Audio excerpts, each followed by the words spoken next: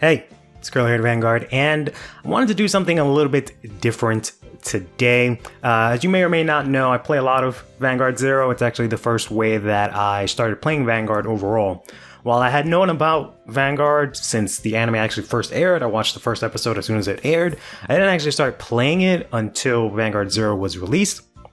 Now, I know a lot of people maybe don't see Vanguard Zero as a real way to play Vanguard because it's a mobile game and have these other weird conceived notions and biases, but we're not talking about any of that today. What I want to do is I want to talk about what it's like to play Nova Grapplers in G-Set 3.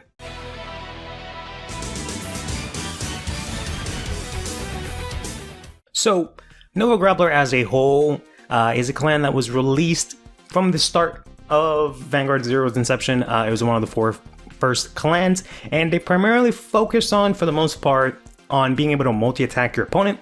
That is to say, you have several units that can enable your units to stand and attack again, or in addition to that, gain power whenever they stand, or restand, I should say. And that's sort of the main gist of it, whereas like something as Kagro gains advantage by controlling the board and limiting your opponent's field presence, you instead overwhelm your opponent with multiple attacks. Now, thanks to the Victor clan event, we actually did get a lot of support that helped out, in my opinion, a lot of the decks that you can play in Nova Grappler. And I say a lot of the decks, usually when it comes to Nova Grappler, or not Nova Grappler specifically, but any deck, any clan in Vanguard Zero, up until just recently after, a few weeks into G, it was kind of the thing where every deck really only had like one way, or I should say every clan really only had one way that you can play it. Some clans managed to have different like archetypes between them, but it sort of kind of divulged into like the old archetype and then the newer, better archetype, right? So it was really only one way to play a clan, and for the most part there was only one way to play that deck, where you only had like maybe one or two different spots that you can allocate to like little flex things, or like depending on what you're going up against and whatnot. But not until recently where you can actually, play a lot of different builds and find a lot of different success with them, and most builds are actually viable right now. So right now, for Nova Grapplers in G-Set 3, I think there's 5 different ways you can go with the deck. There is the Victor version, which basically focuses on the support we got from the clan event, and focuses on using Victor as your main piece along with your strides. We can go over that in a little bit. Then there's also the fact that we got the Seraph Snow event, and we actually have, Aurora Battle Princess Seraph Snow in the game now, and out of the 3 overdress units that they've released in Vanguard Zero, she's actually the strongest out of all of them. She's the most viable at the very least, so you can actually splash that in very easily in Nova Grappler, and they work out really well with also the Victor support that we got. Then, thanks to Fighters Collection, I did a video on this deck already. Ashura Kaiser is kind of actually playable now, because we have the War Deity Ashura Kaiser, which is a nice, actual game plan to go towards. Whereas, like before, the only things you really had were like Immortal Ashura Kaiser, which was amazing in its heyday, but once, its, main pieces got nerfed, the deck was really pointless at that point, right? Not to mention having to set up for an ethics, then to go into a Ashura Kaiser and try to do your things. It was kind of difficult. But now, thanks to War Deity, we can actually basically do that same sort of shenanigans and just make it a lot easier. Then the deck that was used for Nova Grapplers right before G is actually the Riser version. This is probably, in my opinion, the weaker version. The Immortal Ashura Kaiser, or just the Ashura Kaiser version, isn't really strong, but it can definitely, pop up, take some games if it gets going. It's just sort of really high rolling. Whereas like the Riser version, they unfortunately don't really have a lot to work with. They don't really meld well with any of the stride support. Honestly, the Ashura Kaiser one doesn't do anything for them. The Tri-Brute that we got from Fighters Collection is not really usable for them. Since the only way that they have to stand is with the dual flare, but he can only stand when you're in Legion, and if you go into a stride, you're no longer in Legion technically. So there's not really a lot that they can really do, and there's not really a lot of support that I've seen that can work for them. I'm sure there are maybe ways you can actually play Risers, focusing specifically on Risers, but I just haven't really been able to find it as easily. And then the last version is the Blau version, which can actually, unlike the Riser version, actually melds really well with the stride support, because you still have your initial game plan of, or your main game plan of going to Blau, Mund Blau, and then going to Galaxy Blau, and then trying to close out your opponent with many attacks to the face that way. But where this deck kind of suffered was sort of its like mid game, where it just kind of sat there searching out for resources, and you can't really do that nowadays. You'll get smacked really easily. This is where the strides come in, because now you can stride in, have an actual competent turn when you're waiting for your limit break or to get all your pieces, and also you can use the stride draw to get rid of your useless pieces and search out your deck for the things that you need, which is really good. And you can also play stuff like Cool Hank, which even makes you even more aggressive on your kill turn, because he can give you an extra stand, which is amazing. So overall, those are the, I say, 5 ways that you can play Nova Grapplers right now. I don't think any of the other stuff is necessarily viable, like the Death Army stuff. I don't think that really gets supported with the Victor stuff, so that's kind of in the same boat as it always was. The, what are they called? The Beast Deity stuff actually got a little bit of support, and not so much support, but the buff that one of their boss units received, where I believe it used to only be able to stand 2 of them, but now it can stand up all your Beast Deities on the board, so it's basically like a pseudo Mont Blau, where you don't have to break ride, you just go into it. I've tried that a little bit. It's not super successful, because the individual Beast Deity pieces are like fine, but they're also super counterblast reliant, and they just aren't really strong enough to compete with everything else that's out there right now, so there's not really much that they can do. But speaking of everything else that's out there, I have here a tier list that I've posted it on Twitter actually a couple of weeks ago, days ago, I don't remember at this point. And basically what this is a Vanguard 0 G-Set 3 plus Fighters Collection tier list, matchup tier list for Nova Grapplers.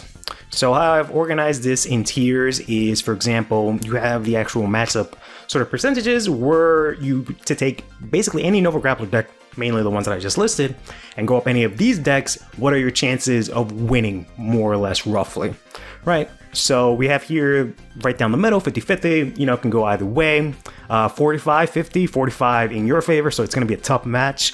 The other side has a better chance of beating you, 35-65, you're more than likely going to lose, 55-45, you're more likely to win, and 65-35, you're more than definitely going to win. Now, the way I've done this one specifically, I kind of listed just about every single boss unit that's in 0 at the moment. As you can see, we have some wild stuff like Idra, or whatever the hell this is called, and Artemis by herself, Riviere, remember when that was a card in like G-Set 2? Or not G-Set, in Vanguard 0 Set 2. But to be a little bit more concise, we can take a look at what's actually being played now.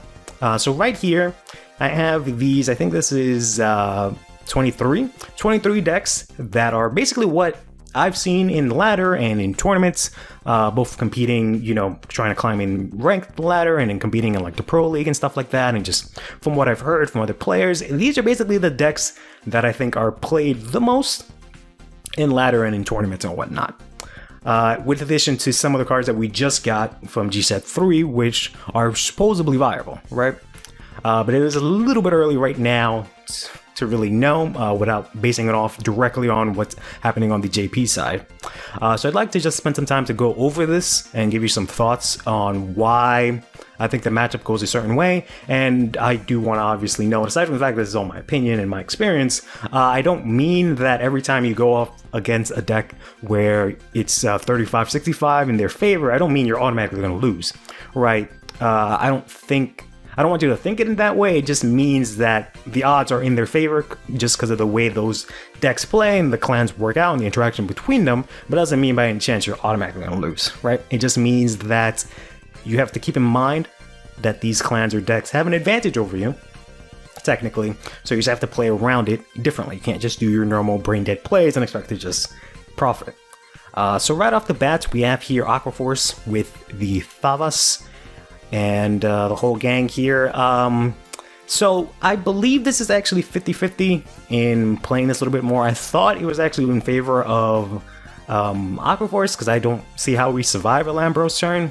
But it's kind of interesting with Aquaforce because they have this sort of thing where they have a really, really strong late game. Novas have a really, really okay, pretty solid late game, depending on, you know, the situation you're in. But Aquaforce has a pretty, you know, mediocre mid game for the most part. They kind of don't do much until they set up for their Lambros turn. Whereas like us, we have an explosive mid game. That's where we shine, right? Where we can actually go in and hit. The main reason for that is because a lot of the like Victor stuff and most of our effects need to be odd hits, so we actually have to hit Vanguard in order to actually get going, which means that in the late game it's a little bit tough. If your opponent's already at 5, you know, the most you can do is you can still be pretty aggressive with something like the Victoplasm that can actually it's a restanding Vanguard, but other than that it's a little bit tough. You have to rely more on like Cool Hanks, which are still, you know, both those things give you 2 attacks to your opponents when they have 2 intercepts when they're at 5, which I think is pretty solid nonetheless. But for that reason, I think that the matchup is pretty even. It kind of honestly depends on who gets to go first, who gets to stride first. But then moving on over to Bermuda Triangle here, we have 2 Bermuda Triangle decks. We'll have this one be the Gross Legion version that can easily get its PGs. We're just going to automatically put that here. This is a very interesting matchup because they don't really do anything too crazy for us. They're a super defensive deck. They can get all their PGs constantly and recycle them. That doesn't specifically hurt us because we can multi-attack, so we can burn out their PGs pretty easily, especially once they're like at 5 or 4. But obviously, you know, we can't last that long against very defensive decks. Just so the way our deck plays, we run out of pieces pretty easily, and there's not really much that we can do. We can more than likely just deck out, all right? So this is a pretty tough matchup. You kind of got to end it before it gets going. So this I'm pretty sure has the advantage. Then we have the sort of Loris build, which sort of focuses more on like multi-attack, and I'll combine here the like Mirror deck as well. We kind of do the same thing, which is why I really like the like Loris build. I play it myself because it's kind of similar to Nova Grapplers. The only thing is that instead of standing, they bring stuff back to hand and call it and give it a boost. So I think that's actually pretty even. Likewise, we're going to go ahead and take Victor here. We're going to put him here as well. This will stand for any Nova Grappler deck. Matchup is, you know, whoever gets to stride first is how this matchup is going to go. You're both playing more or less the same deck, more or less the same playstyle. I'll say that's 50-50. Next up, we got Metalborgs, which have been popping up a little bit lately thanks to Fighters Collection and as well as the Dimension Police event that just ended. So they mainly focus on powering up their Vanguard and doing guard breaks or forcing you to discard a grade 3 in order to block their attacks. They also get crit pressure as well. So this one is actually a little bit tough, not gonna lie. I thought it was a little bit more here in the beginning, but now that I've actually started playing the deck myself, it is a little bit more here, because we more than often don't really have a lot of grade 3s in hand. We tend to discard everything just to stride, or we'll end up playing like our Yamato and Drakes, right? So we don't usually have grade 3s that we can throw away like that, but they don't really, you know, their aggression is only based on their Vanguard attack, so they're a 3-attack deck. They can't really do much else other than that. They have no way to like retire our units, and they do have a little bit of like setup that they have to go through. So I think I might actually put this here, because in order to do much, they have to like Legion and also stride over the Legion. They have ways to do that faster, but I think it's actually pretty even. I kind of want to say it's a little bit in their favor, but I think it can be pretty even if you can out-aggress them. Next up is Gear Chronicle here. We only have one deck in Gear Chronicle, which is just the Chronojet variant. The Chronojet variant, for the most part, it focuses on striding a lot and using your strides. And Chronojet's effect, it's a bot deck all of your cards at the moment, so it's basically Kagero just without the actual retire. This isn't as annoying as Kagero, actually. I think this one is actually pretty fair as well, because while it does suck when they bot deck our pieces, it really does hurt, especially when they hit, like, let's say if you're playing your run bow, or if you have your grade 1s in the back that are actually really important for that deck so you can actually hit good numbers. If they bot deck it, it kind of does really suck, especially stuff like the run bow, because we don't have any way to shuffle our deck for the most part, which means it's always going to be at the bottom of the deck. And we're more than likely not going to see that ever again, and by the time we see it, it's really not going to be that useful. So it is pretty rough. But I don't think it's necessarily that tough. So I think it's actually pretty even. Then we have Grappler here, who's a new deck from G-Set 3. I've literally never seen this in ladder at all. I've seen like Liberators using the strides, and that's about it. So I don't really know how this goes. I'm tempted to put this here because of something that I'll mention with Imperial Daughter here next. I'm tempted to put it here, but I don't think it's really that bad of a matchup, so I might actually put it here for now. But it's probably more like 50-50. Now, Imperial Daughter actually goes here. It's one of our worst matchups, which is why one of the reasons why I was tempted to put Grappler down here is because they have sort of a same Vanguard ability where they can make their Vanguard really strong on your turn. This hurts a lot because once they have their thing and they have their massive ass Imperial Daughter there on your turn, most of your attacks are probably not going to hit after that unless you just hit a lot of triggers, and it's really hard to keep doing that every turn because, you know, if your opponent sacks 2 triggers from your first Vanguard attack, your Vic 10 attack, that kind of hurts you a lot. You usually only get 1 more attack after that. If that happens every single turn, it's actually a really rough match. We don't really see this a lot anymore. It popped up a lot for the Oracle Think Tank event, but right now it's kind of like here. And then speaking of Oracle Think Tank, we have Susano here, who honestly I think is one of our easiest matchups. I've faced off against Susano a couple of times in ladder, and I've never really had an issue.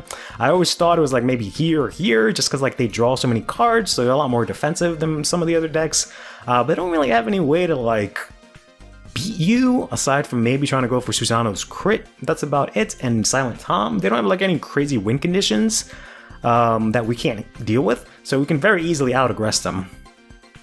Then we have here Blade Master. We have the 2 Kagero decks here.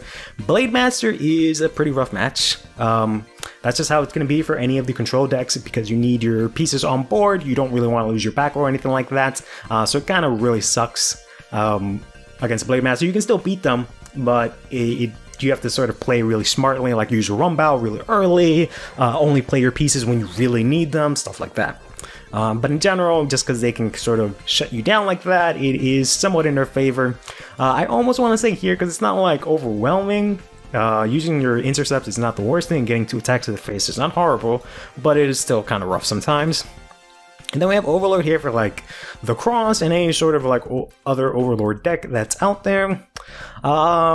Initially, this was actually a really bad matchup with Grom and whatnot, because it was really funny because they were able to go ahead, go into the cross, Legion, or sorry, go into the cross over the Legion and then use Grom to pull out the pieces, then go ahead and Legion their stuff and get all their triggers back.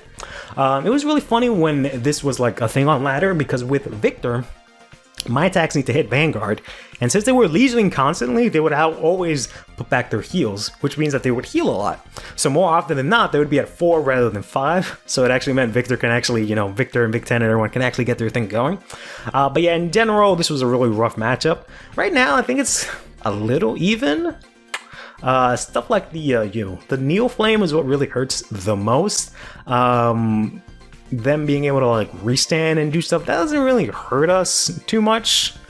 So I think it's actually pretty even right now. Then we got Link Joker here. Link Joker is usually just automatically like the worst matchup because they can just lock our stuff. And we really can't do anything about that. We do have Harmonics, which is nice for 1 turn, but we have to discard in order to like make it go live. So it is pretty rough playing against Link Joker, not gonna lie. But Messiahs are a little bit different at the moment, since they actually keep your intercepts on the field, since they only do soft locks, or some of them do soft locks. yeah, it's actually not that half bad. If I get to keep my Anglet for next turn, that's actually pretty good. So I'd say it's actually a pretty even matchup from what I've seen. I think once we go into set 4, they get pieces that let you retire those locked cards, so then it'll probably be a much tougher match. But we'll see that when that happens. And then we have ourselves here any of the other Link Joker stuff, represented by Chaos Breaker Dragon.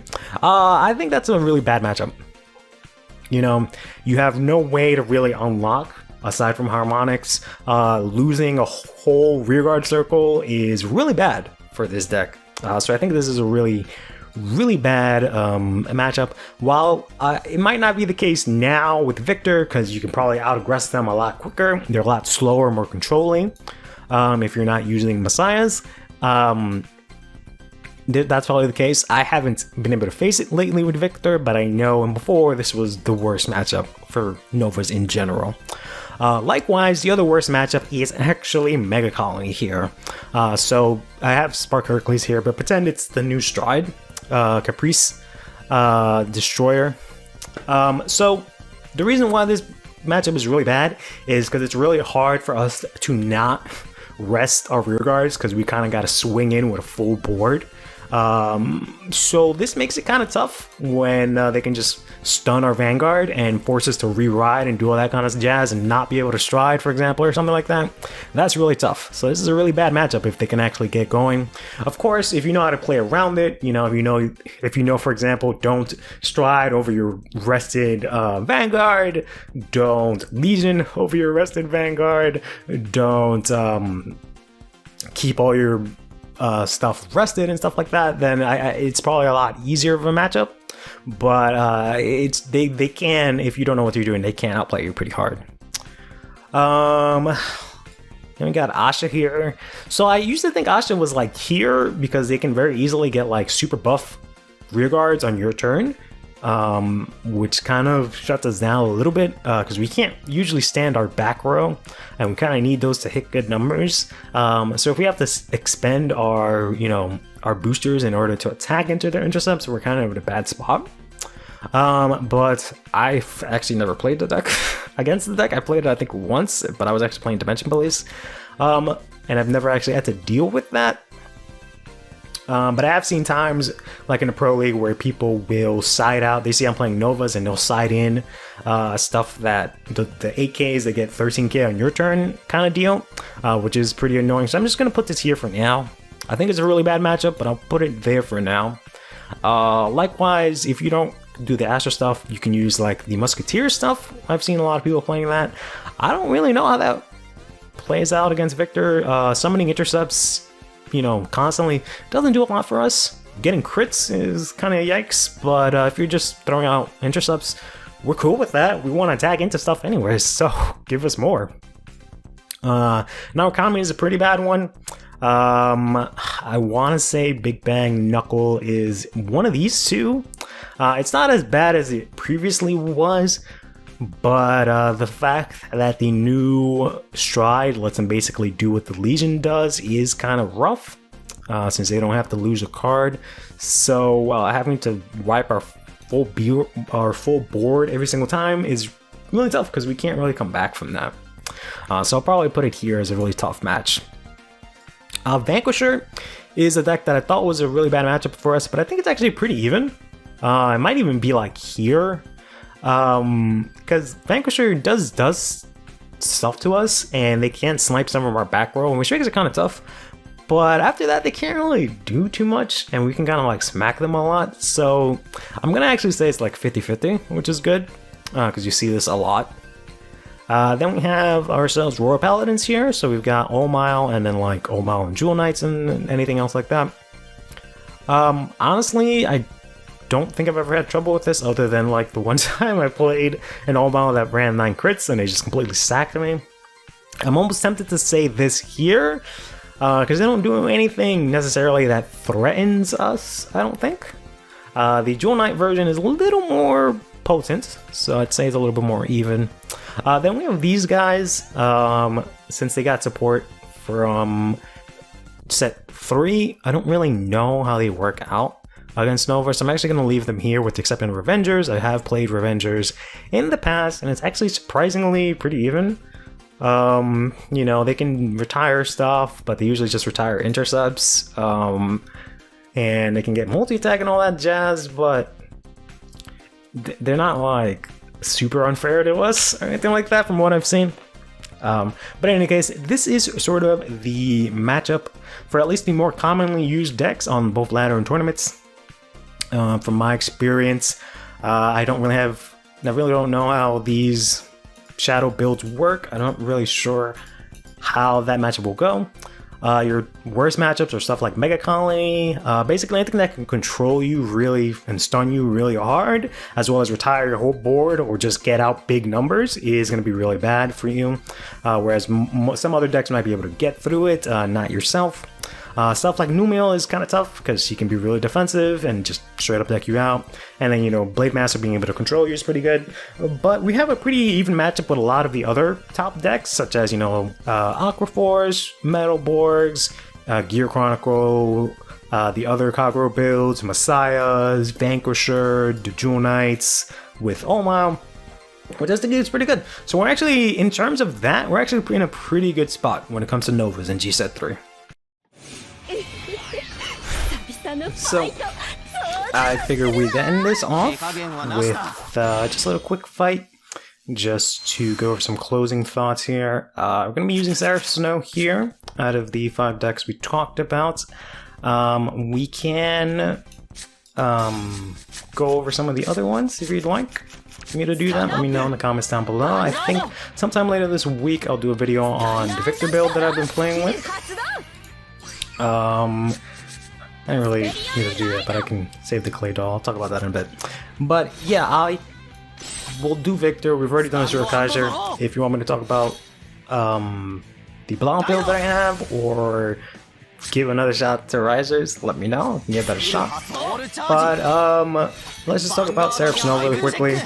One thing that's really good to note is the ride line is actually very fun, because what it can do is, since a lot of your pieces are really important, instead of being stuck to riding your Hank, which you only have 4 of, you can just put them back in the deck and then go into the pink instead, for example, which is really nice. Or same thing with the grade 1s. So that's why I sent back the clay doll mechanic, so that later on I can draw into that. Like, it might go to damage, but it might go to damage anyways, right? I'd rather have 4 cards, one of them go to damage, than have 3 cards, have one of them go to damage, right? And since your ride targets don't really matter from grades 1 to 2, it's pretty fine to go into that. It also works really well with grade 3s, which I'll be able to show off here in a second. Yikes! Alright, well that sucks. That's funny, this is the second time I've recorded this video. I did a video like this yesterday, but I wanted to redo it, because I feel like I messed out a couple of things. I could have done things a little bit better. Both times my opponent managed to rush me and resulted in the match being really rough, not to mention that we're going first. But going first in this deck is not all that bad. For several reasons. What this deck focuses on is putting your cards in prison, or your opponent's cards in prison. That just means that they're binded, and they have to pay counterblast in order to bring them back. So since he did rush us, I can very easily use Seraph Snow ability here to, from the back row priority, get rid of that. And then I can use the Rouge here, who can do the same thing, get rid of that. And they both get abilities depending, or buffs and power or bonuses, is what I'm trying to say, depending on how many cards your opponent has in the prison. So Rouge here gets an additional 2k, making her 11, applies on your opponent's turn 2. And Seraph Snow can get 3k if you have 1.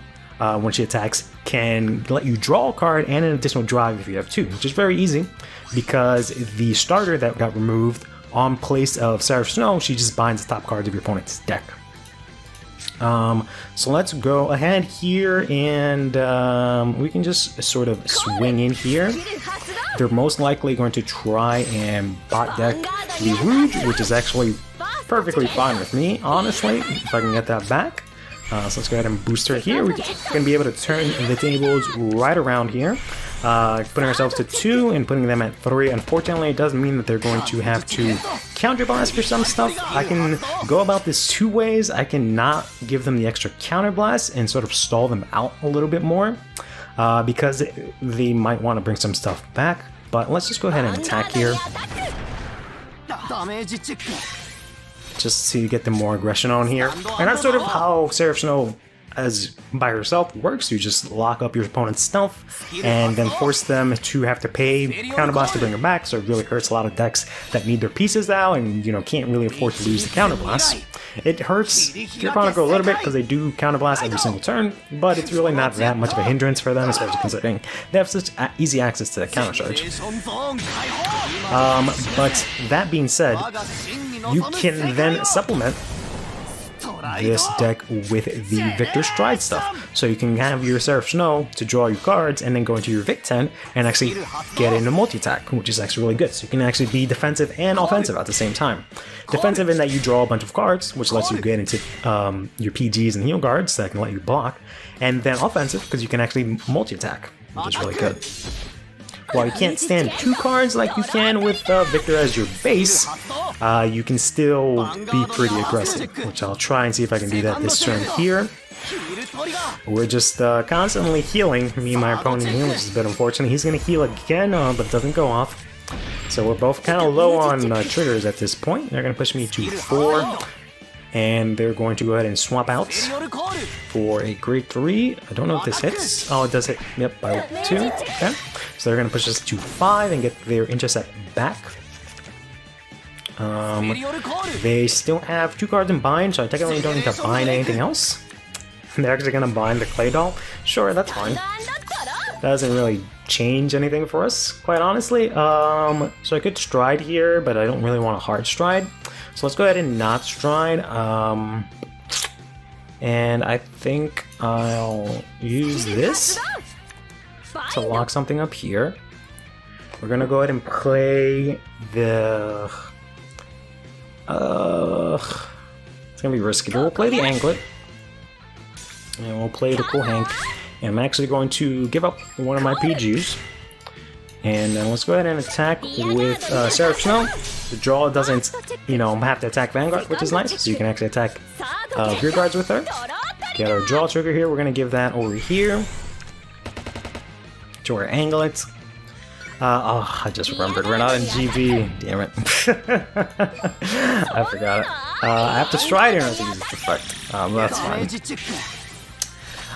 So what I was trying to do is go ahead and use Hank here to stand this and push them to 4. And that way, if they do bot deck stuff, there's a chance they'll bot deck the PG. But instead, we're just going to get smacked here. Our PG is probably going to get lost. Next turn, I really would like to be able to strike because I have all these cool Hanks in hand. And I can use this as sort of a pseudo, you know, Anglet, because she does get kind of big, but if I don't get a grade 3 or a stride fodder, we're going to be in a rough spot. I do have a bunch of grade 3s left and stride fodder, so I should be able to draw into 1, but they're just going to bot deck everything, spend all of their counterblasts, which is kind of funny because I'm going to be able to get rid of all of their intercepts this turn and actually do a lot of attacks to the face if I'm able to actually stride.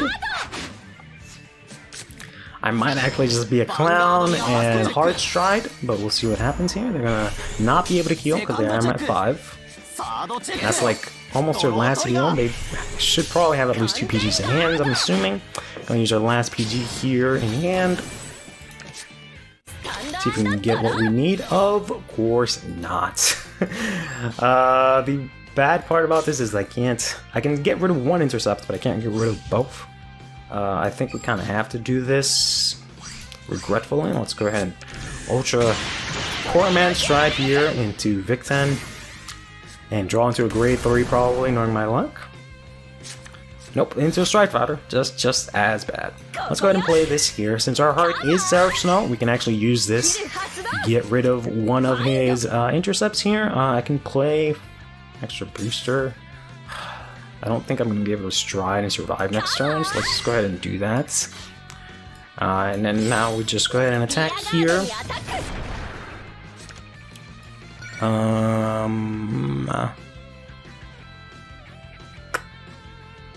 I can do this. I don't think the order necessarily matters unless I hit a trigger, which might not be too often. And I can blank swing here. And send her up again, give her another 3k. Did manage to get a trigger here. So that's gonna go here. We can only stand one. Managed to get another one. Aren't we lucky? Fortunately, we don't have any more defensive pieces. We're gonna then stand this up. Swing in for a big number here and run into the last heal. Definitely gonna play this a lot better, but that's just how it be sometimes. They do have a GB2, so if they decide to go for the Chrono Jet play, which would be kind of dumb because they know I don't have any PGs, we'll be okay. But they're more than likely going to.